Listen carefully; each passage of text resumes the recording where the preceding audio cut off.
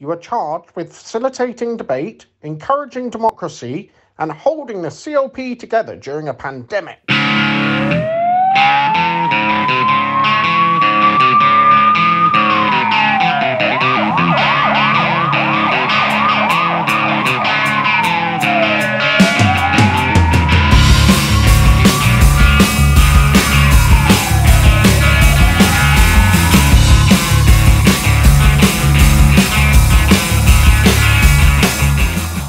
It is alleged that you proceeded to express solidarity with the previous leader of the Labour Party and asked that the party's rules be applied fairly and consistently across the membership.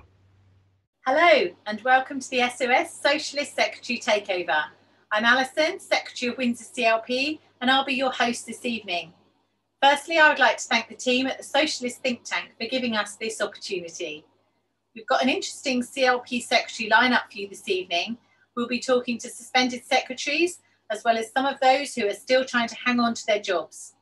Stay tuned to find out more about what SOS is doing to raise awareness about this terrible situation that we all find ourselves in.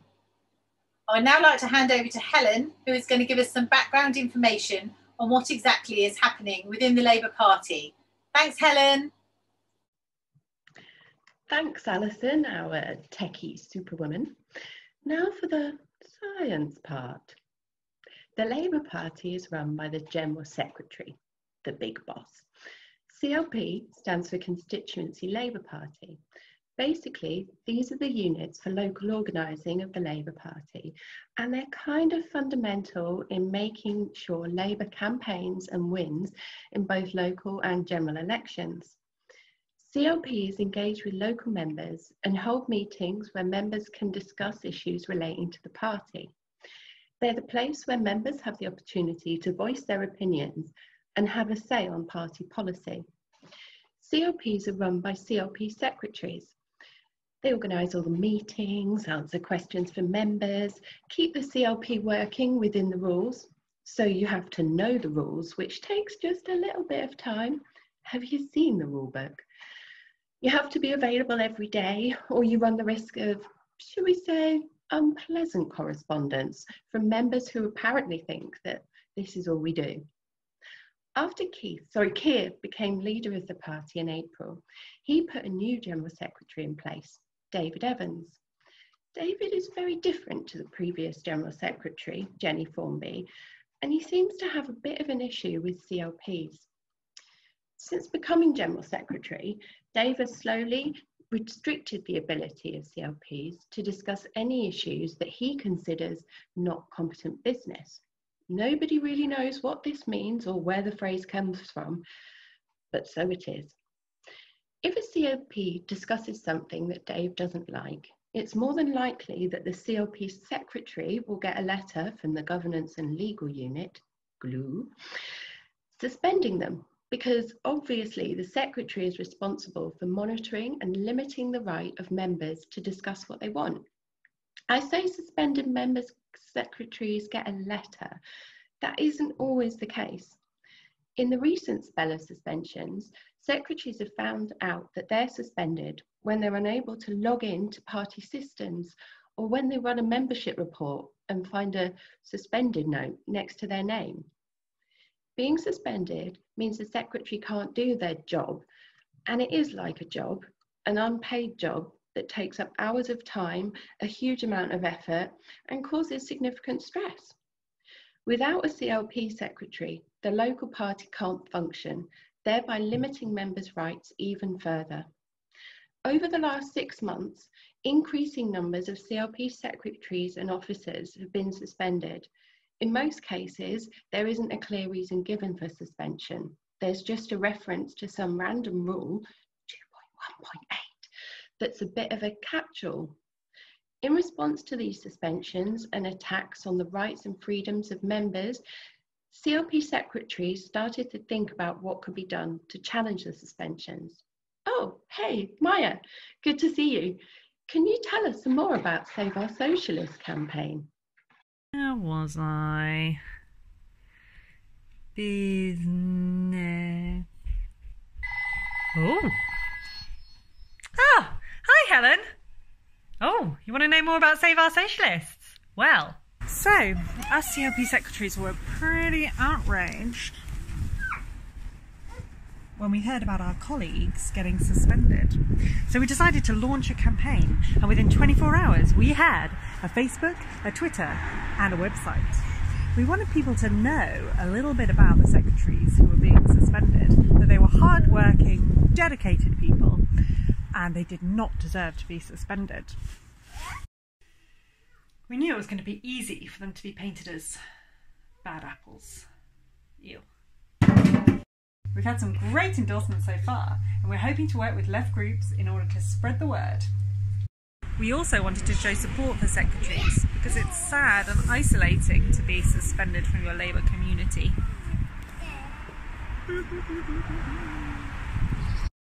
So, a couple of our super lawyer secretaries put together some legal advice for suspended secretaries and guidance on what to do if you've been suspended. Woohoo! What are you doing? We've got some phonics to do. Anyway, that's all from me, Helen. Back to the studio. Home. At home. We're all at home. Thanks, Maya. Don't forget, all CLP secretaries are volunteers, and generally we balance this with our busy lives. It takes quite a lot of effort and skill to make time to complete our CLP secretary duties. So we apologise for the continuity issues in that last report.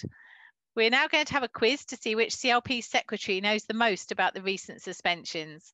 So joining me now are our contestants. They're all CLP secretaries, and at the time of the show, they currently haven't been suspended.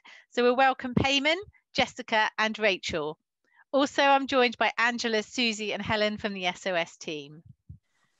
Okay, so question 1. How many CLPs have passed motions that resist the diktats of the General Secretary? Is it about 40? 40 from Rachel. Any other guesses? 50. 50 from Jessica. Payman, do you want to have a guess?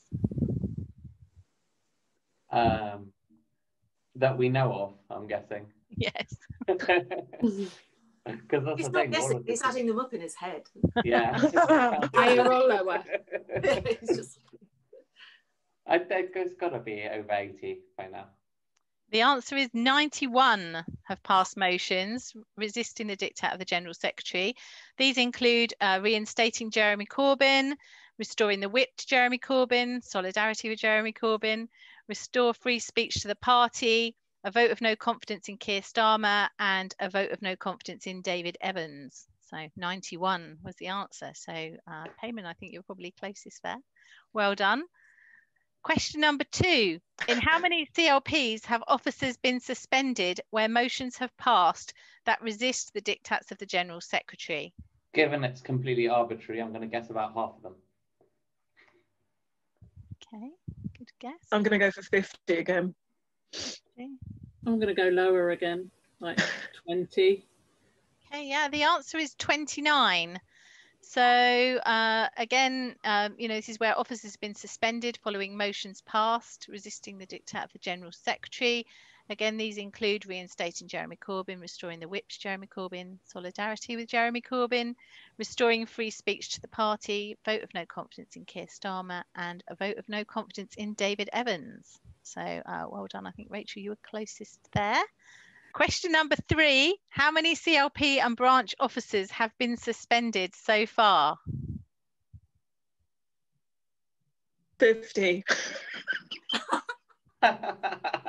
It's going to be right eventually.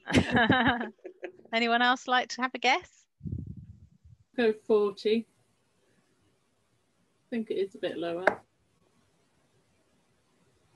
So the answer is 51 CLP and 5 branch officers suspended that we know about. So well done, Jessie. Pretty much spot on there. Really good. The answer, the total is 56. That includes branch officers as well. So yes, and maybe by the time this show actually goes out, I expect that number might have increased, unfortunately. So, That's a lot. Do you not think as well that we possibly only know about like half of them? Because like a lot of people, I don't really know what the rule is, frankly, but a lot of people feel like, or they're told that they can't even tell people they've been suspended. That's so true. there must be even more who are not even, you know, like over something that happens in their CLP, and then also not able to share it, and must be a lonely place to be as well.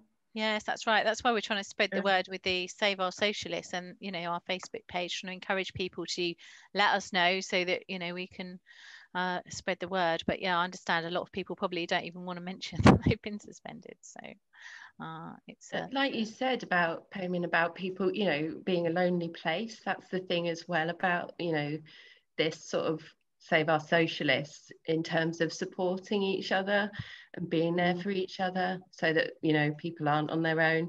But like you say, people are scared, and so hopefully by doing this sort of thing and talking about it, people might feel like they can and ask for support from other people.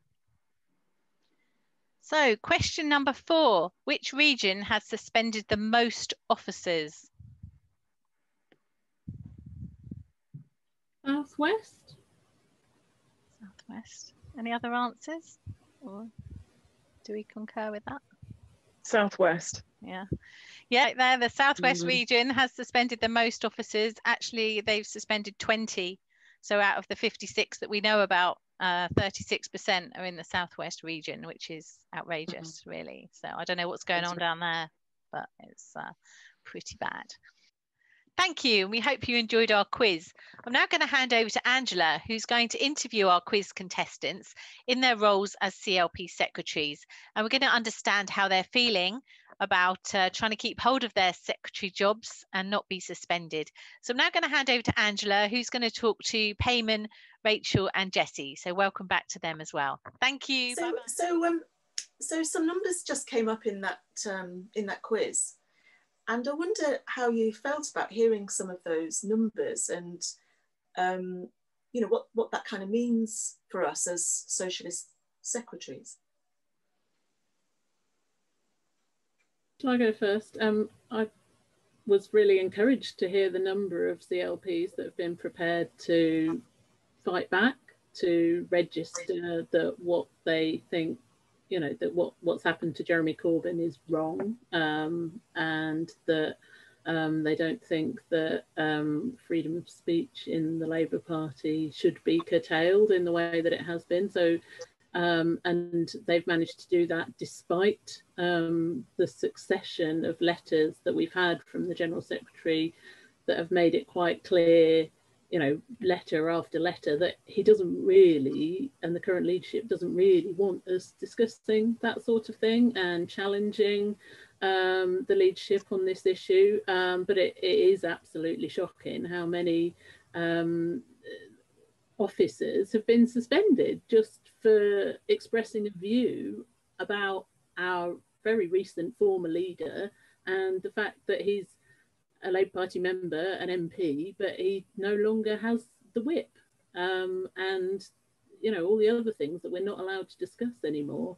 And really to stop people being active members because they want political discussion is pretty outrageous. And I hope it will be resolved sooner rather than later, because it doesn't bode well for our electoral prospect. Is that the main thing people have been trying to do in passing a lot of motions is hold the party to account over its processes, right? So even before, like, there was this wave of suspensions of secretaries, one of the main points that people were bringing up around some of the issues that are raised is that, well, aren't we meant to have proper process? Didn't the EHRC just come and tell us one of the problems we've got in the party is that we don't have proper processes that people can trust and see that justice is done?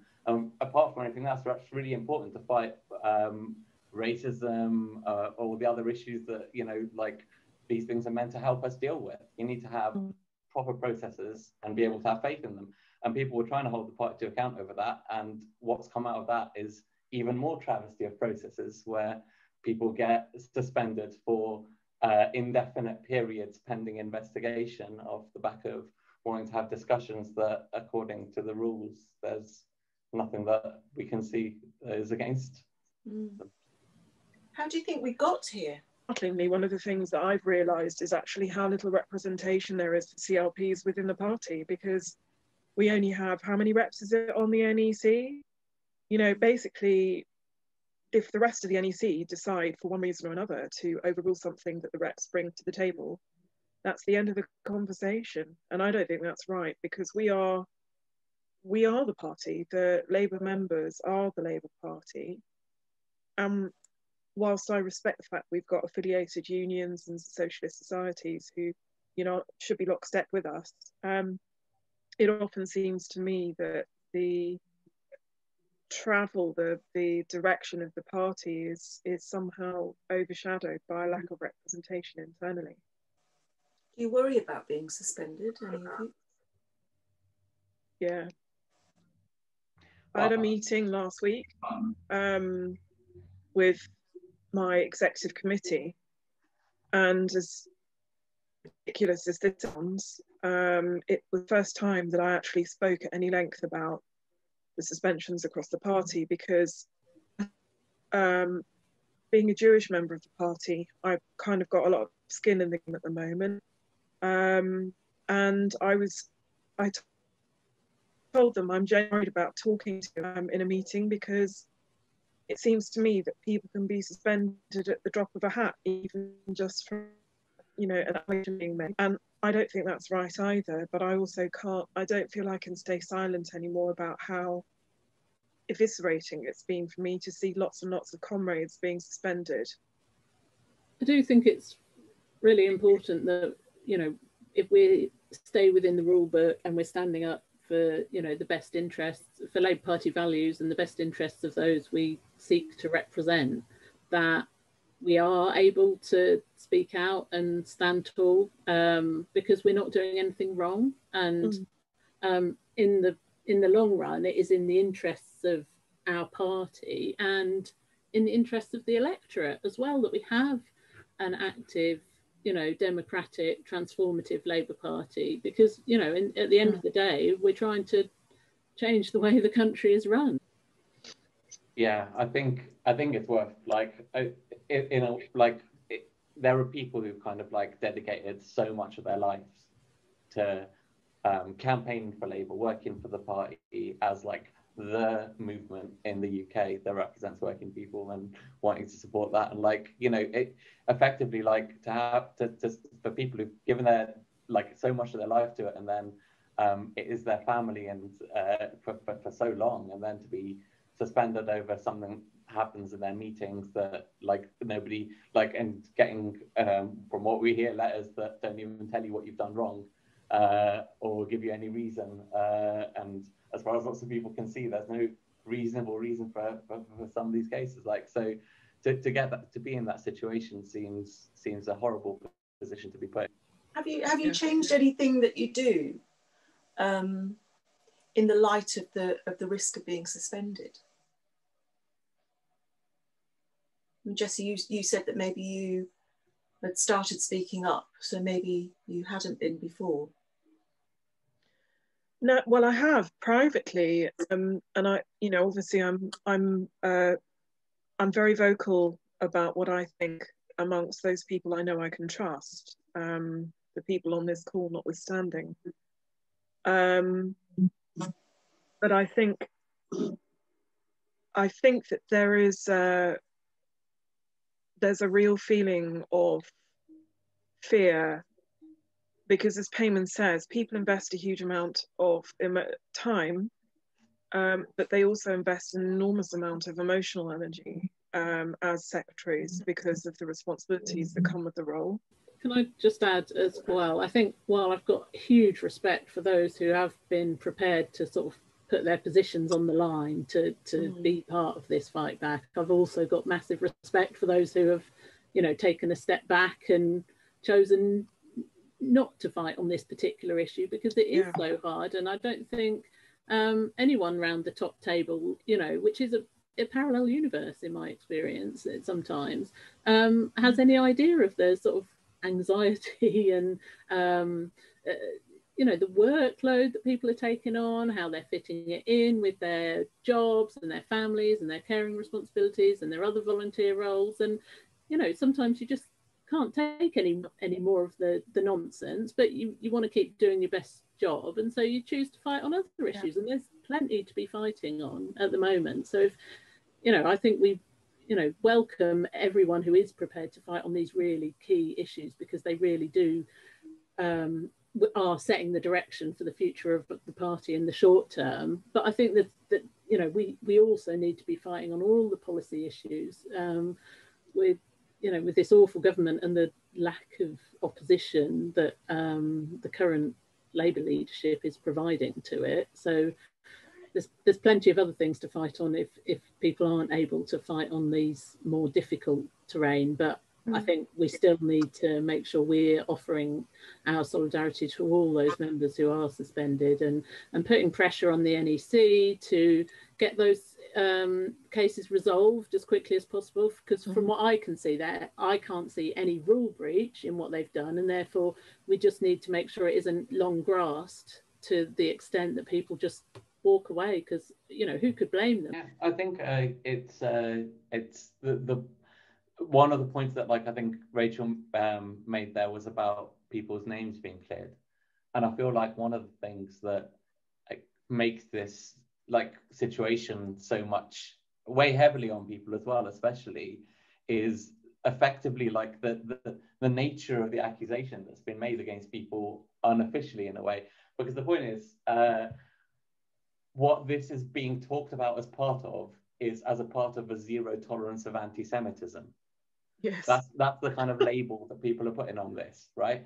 So effectively, what that leads people to say is that all these people who are being suspended are anti-Semitic, and to call people anti-Semitic for example, the threats of suspension have been for things like allowing yourself to be overruled by your local party on a debate, to go ahead and have a debate about whether the General Secretary should be confirmed by a vote of conference. If that doesn't kind of destroy the meaning of that word, which is a really important thing to kind of keep hold of, I don't know what does. And and also just on the personal level of how people feel, being labeled like that, when, how heavy and serious a label that is. The pressure it puts to say, well, no, I do need to clear my name of this. It's not, and how important that is, not to just kind of just be okay, well, somebody's called me that, and oh, well, I'll just kind of get on with it. So thanks very much to our guests there. Very interesting debate, and back to Alison in her home studio. Thank you for conducting that very interesting interview, Angela, and the team. Thank you. So now we're going to move on to the weather report with Susie.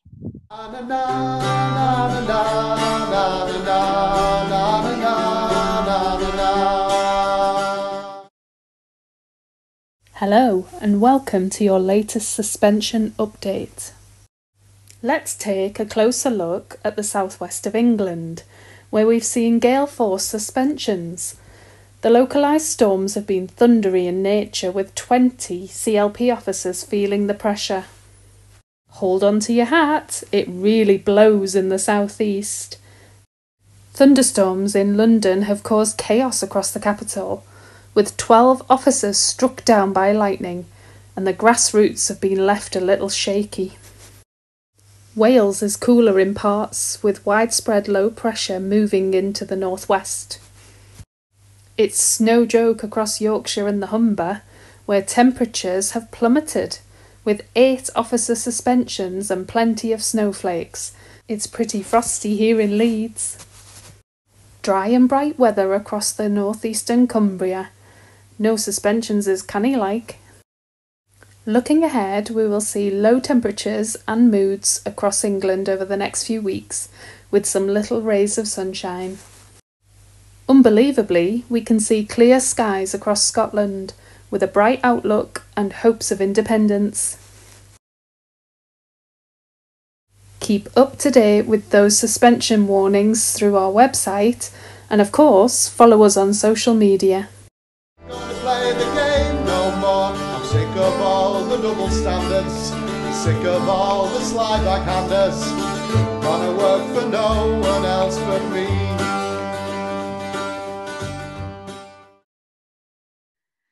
Thank Thank you for your excellent weather report, Susie. Is it just me, or is it getting hot in here? Whew. So we're now going to hear from some of our suspended CLP secretaries. We've already heard from some that haven't yet been suspended, but we're now going to talk to Esther, Alan and Susie on their experiences of being suspended from their roles as CLP secretaries. So Esther, do you want to start with how you were suspended? And we'll so I think I was one of the first suspended secretaries, though it did take a little while after the meeting. It was over a week. And when we had the meeting on the 13th, Friday the 13th, so that was a bit of an omen, wasn't it? And we didn't hear a thing. And we had a motion which is about asking for the reinstatement of Jeremy Corbyn on the basis that it was wrong and in the interest of party solidarity. And of course it did turn out to be wrong. But anyway, the next weekend I went in to organise to try to send a communication to members, and I found that I couldn't get in. And I was told that access was denied, which is very ominous. And then I checked out with other secretary comrades, and they were all saying, no, it's fine, I can get in all right. So that was all a bit suspicious. So then went through the weekend, and on Monday, both my chair and I had a letter which is about our membership status, saying that we've been administratively suspended for reasons unknown. And then since then, we've not been able to communicate with any of our CLP members, which is really bad. But yeah, it's always a shock. Even when you're expecting it, it's always a shock. Yeah, we were, if you want, in the second wave. So we knew that in Bristol, a whole number of CLP officers had been suspended, but we thought Jeremy had been grossly unfairly treated. So we carried on with a motion that basically said, return Jeremy Corbyn to membership, defend party democracy, and return the suspended members in places like Bristol. Thank you, solidarity. We thought at first, because Jeremy did get returned to membership, that we were okay. And then, of course, we got the second Evans letter, and a few days later, I got my suspension letter. All very nice, telling me I could get help from the Samaritans. So it was lovely. It gave me a warm feeling that slung out on my ear that I could consult people if it had damaged my mental health. So thank you very much. I walked in from the the food bank, Walton Vale Community Hub. And you think, we lost the red wall, and you're doing something that actually prevents us losing working class communities in the north, and you arrive home and bang, you're suspended, and you just think, what you're playing at, what you're really playing at. Yeah, what you're trying to achieve. Yeah, absolutely. Yeah. And you were about the same time, Susie, were you? I think we were the same day, Alan. So my chair and myself were suspended by email at exactly the same time, 1:15. And we passed a motion to restore the whip after Jeremy was back in the party. So we thought that would be okay. Our meeting was on the same day as the email that said suddenly that wasn't allowed. But obviously there wasn't any more information, and it was already on the agenda. So the meeting decided to take the motions, and the meeting passed the motions. So we passed one to restore the whip, and we passed one with solidarity to Young Labour, who were in a similar position as well earlier in the month. So I think it took about 2.5 weeks before we got our suspension letters though. So we thought we were okay with that. Yeah. And the same as you, we got a letter saying that we'd broken a rule, and that was it. No evidence and no information. Yeah. I mean, we didn't get an acknowledgement to the SAR letter requesting the information that they hold on you. So that in itself is really worrying, because there's no information on why you're suspended. There's no information on what the complaint is, what you've done, and the fact that they think whatever it is that we've done is so bad that we need to be suspended from our volunteer roles. Yeah, but the thing is, Susie, we know that people who've passed the same motion, because there's 91 CLPs that have passed motions for various things, which are dissenting from the General Secretary's guidelines, and only 29 of them have actually had suspensions. So I don't think it's anything we've done because others have done the same thing and not been suspended. It's just a kind of random or targeted application of bureaucratic diktat. But we don't really know why it's being applied in the way that it is. And you can't help be suspicious that it's some of the safest and largest CLPs in the country, and it's CLPs with some of the most consistently left-wing officers. And those right-wing MPs. Yeah, we're lucky we've got a socialist MP, but yeah, it's not the case when there's friction as well.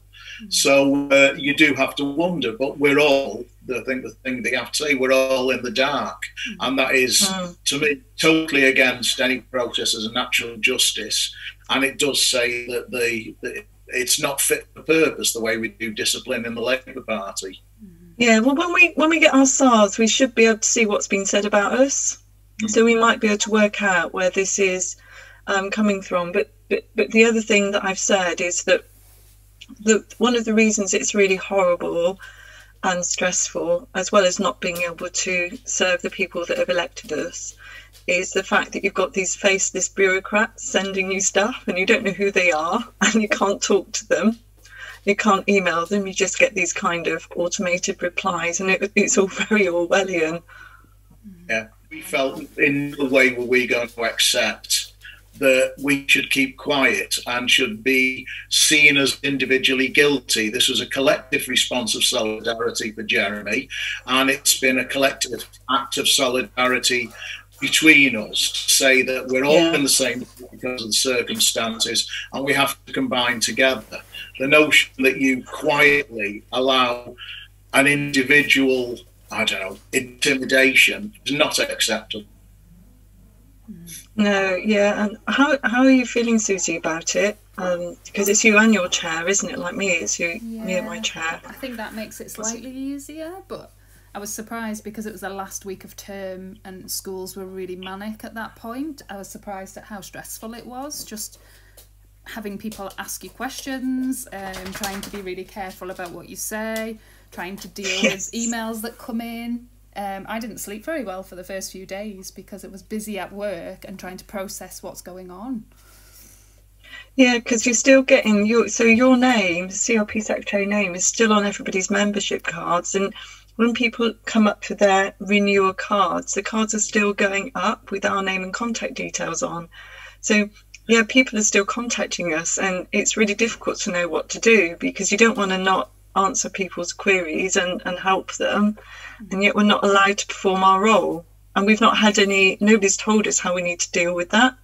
No. Have you had letters of affiliation at the moment as well? Yes, I've been passing them on to the Treasurer because I can't really say anything.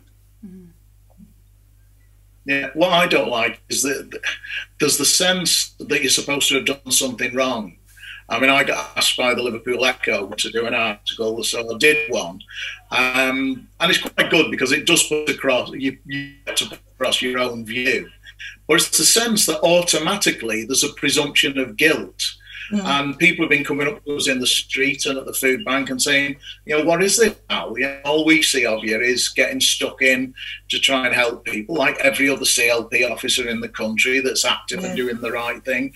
And they're just saying, I don't get why a Labour Party would have a go at a Labour man. That's the thing that they keep saying. It makes no sense. No. Yeah. No. It's kind of embarrassing, You don't know what to say, do you? Because you can't really start going on about regional offices and. I think it's quite embarrassing. You can't. Yeah, they say, what are you supposed to have done? And I say, I can't really tell you because I've not been told. And they say, what kind of ways that have proceeded? And you say, no way at all. But I'm not allowed to say anything else. it totally undermines credibility for the party, doesn't it? It's just, as you say, it's embarrassing. What can you say? My mum had a good question. She said, did you get suspended for writing the minutes? Or why did you get suspended for writing the minutes? And it's a good question, really, isn't it? Yeah, well, essentially you got suspended for doing your job. That's what it comes down to. Because when we did our motion, we actually took a vote as to whether the motion should be heard or not. Yeah, we did. And it was kind of 54 to 19 or something like that the motion should be heard. And what were we going to do? I think that's it. It's the difference between our role. We have to follow the standing orders and the procedures that are in the rule book and in our standing orders. And so in order to do what the General Secretary was asking, we would have to go against that, which would then create a really awful atmosphere in the meeting and create flashpoints where people are really frustrated and upset and are more likely to have a meeting that's really difficult and unwelcoming. Yeah, I mean, when we did our motions, we didn't actually allow any discussion because we thought that the General Secretary was saying that you couldn't discuss it. So we said that people couldn't discuss it, and we just had the motion and then had the vote. We did exactly the same. But clearly that wasn't good enough. Mm-hmm. I mean, I think that's the thing that must be galling for some officers, because I mean, we voted 58 to 1 and we did have a discussion. There's other places that didn't even put the motion, that bent over backwards to do what the General Secretary said, and they've still been suspended. And that must make the people involved in that situation, where they actually played the game, feel absolutely devastated, I would have thought. Yeah, because they could have kind of pushed it harder, couldn't they? Yeah. They went really softly, and they still got suspended. I don't understand what they wanted from volunteers. I think the amount of pressure, and we did sign, as secretaries and chairs, sign a letter, didn't we, to the NEC and to the General Secretary, pointing out that we're between a rock and a hard place, because we can't, whichever way you go, you're either going to get the feedback from members or the feedback from the NEC or the General Secretary or the leadership that you've done the wrong thing. Yeah, I mean, do the right thing. I can look myself in the mirror, because like some CLP secretaries who are really good people that I know took a huge grief off their members, saying that they weren't standing up for the right thing. And you know that in their heart they did, but they tried to play what they thought was the new rules, if you want. So they have been faced with suspensions, and they faced the disapproval of the members that they represent and agree with. And I think that must be an awful situation. I mean, at least we don't feel morally compromised, because we stood up and we stuck by what the members said. It kind of highlights the existential crisis, doesn't it? Because we're elected to serve. We're servants of our CLP members, and yet Evans is writing to us and calling us leaders. Mm-hmm. We aren't leaders, we're servants. He's trying to turn it around and trying to pit us against the members, and that's totally wrong in itself. Mm-hmm. I found that bit of the letter, I think it was the second letter, that said we've got to be passive conduits of what the Labour leadership says, moving down towards our members. Absolutely the inverse of the reality. We're supposed to be, if you're tribunes for our members, taking our views to the leadership, and I'll always stick by that. You know, I'm elected by these members in Liverpool, you two by Leeds and by Bristol. And I mean, we've got to represent our rank and file, simple as. Exactly that. And I suppose there's something that we should say to all of the other suspended officers as well. Because the reason that we've set up this campaign for Save Our Socialists is to aim for the reinstatement of all those suspended officers, and also to offer moral support, solidarity to everybody, and to make sure that what we do, we're not doing it alone. Yeah, and we have, and we've spoken out, because there's been articles in Tribune, articles in Labour Briefing, there's been a momentum. Exactly. I mean, I think you've got to speak out, and you've got to highlight what the issues are, you know, and I think we can say we've done that. Contact Save Our Socialists on info@saveoursocialist.co.uk. Thank you very much. We really hope that you get the justice that you deserve and that you are brought back to the Labour Party in your CLP secretary roles as soon as possible. We need you back. So we're now going to be joined by the forensic analyst who is going to be looking into the suspension statistics for us. To protect the identity of this CLP secretary, they have decided to appear incognito. Oh, hello. I'm the forensic socialist, and I thought I'd have a look at the data around the recent CLP officer suspensions, which is all very interesting. We know that at least 56 officers have been suspended from at least 29 CLPs, but we also know that at least 91 CLPs have passed dissenting motions. So 62 CLPs haven't had anyone suspended at all. Well, that doesn't seem consistent and it doesn't seem fair. So I thought I'd have a little look at what might be going on. It doesn't seem to be anything to do with the sort of motion that's being passed, because the unsuspended CLPs have passed exactly the same sort of motion as the suspended CLPs.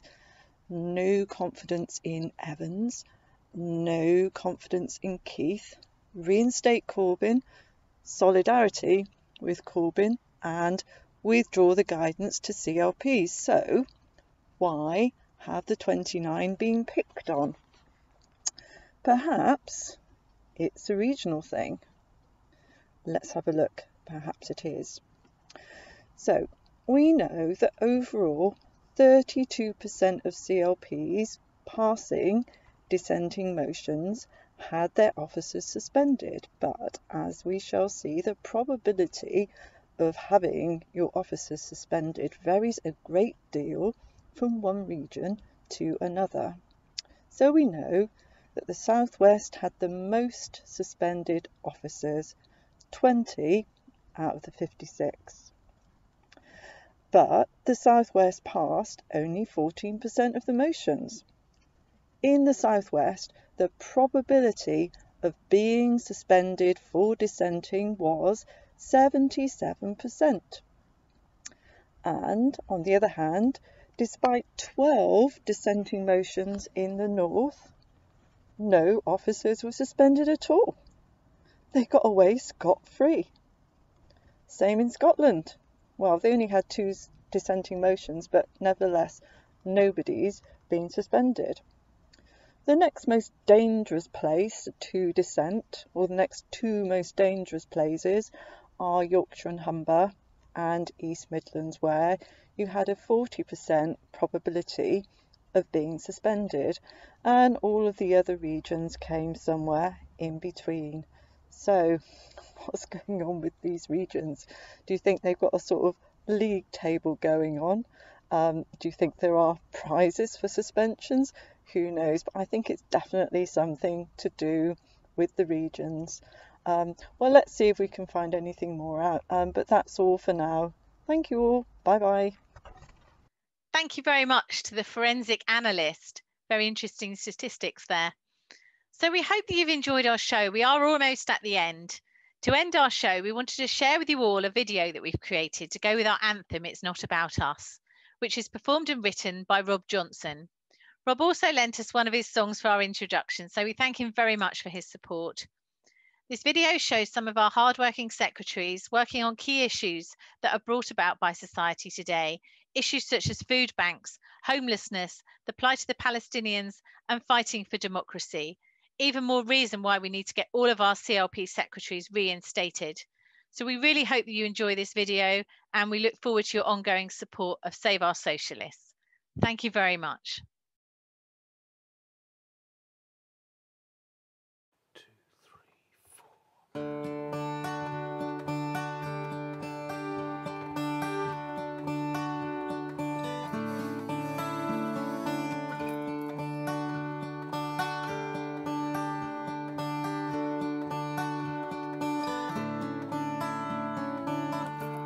It's It's not about us.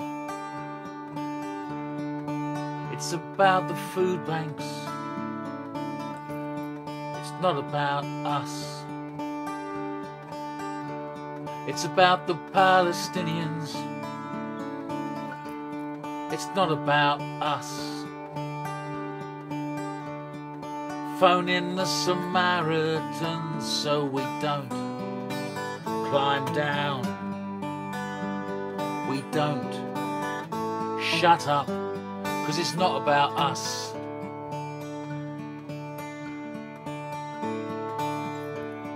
It's not about us. It's about the homeless. It's not about us. It's about democracy.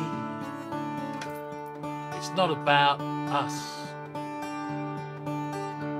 It's about solidarity, so we don't back down, and we don't shut up, 'cause it's not about us.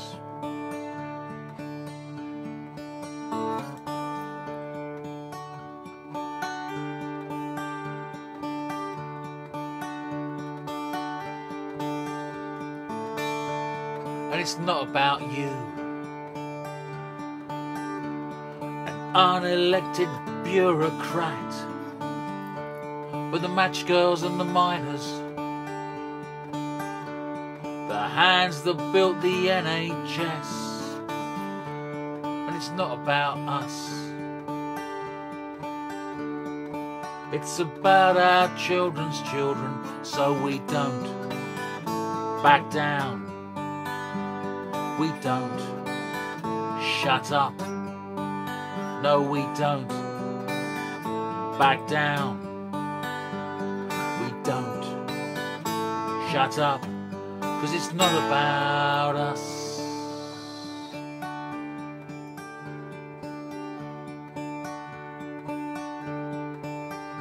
No, we don't back down, and we don't shut up, 'cause it's not about